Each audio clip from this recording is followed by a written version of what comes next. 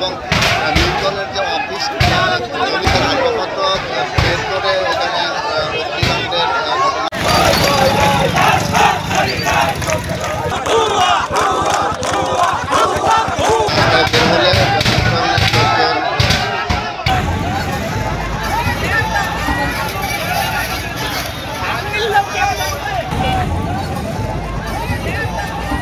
আমাদের প্রিয় নেতা মেহেরপুর জেলা বিএনপির বিপ্লবী সভাপতি জাবেদ মাসুদ মিল্টন ভাইকে মেহেরপুর 2 আসন থেকে মনোনয়ন দেওয়া হয়নি। মিল্টন ভাই প্রতিনিয়ত তার কর্মকাণ্ড বৃদ্ধি করেছে। দলের নেতাকর্মীকে সাথে নিয়ে আজকের সারা মেহেরপুর জেলা ব্যাপী বিএনপিকে সুসংগঠিত করার জন্য উনি নিরলসভাবে কাজ করেছেন।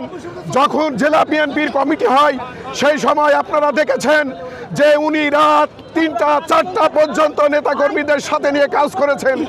সারা বাংলা সারা মেহেরপুর জেলায় বিএনপি এখন অত্যন্ত সুসংগঠিত।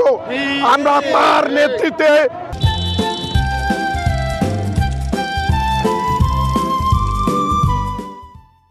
আমরা হাসিনাকে বিদায় করেছি।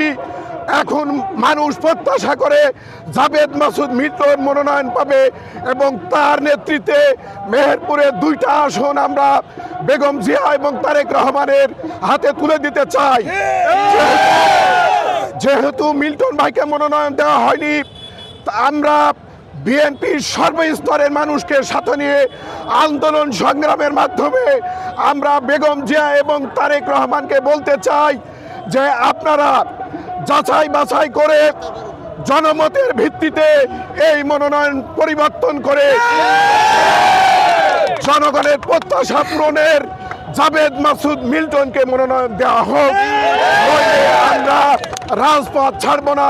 রাজপথের আমাদের কর্মসূচি, আমাদের বিক্ষোভ, আমাদের সমর্থনে চলতে থাকবে। আমার প্রিয় নেতা জাবেদ মাসুদ মিল্টন এবং আমার প্রিয় জনগণকে সাথে করে বিএনপির জনগণকে সাথে করে আজ 17 বছর সুসংগঠিত করেছি, নার্সিং করেছি এবং বর্তমানে আমরা অত্যন্ত সুসংগঠিত।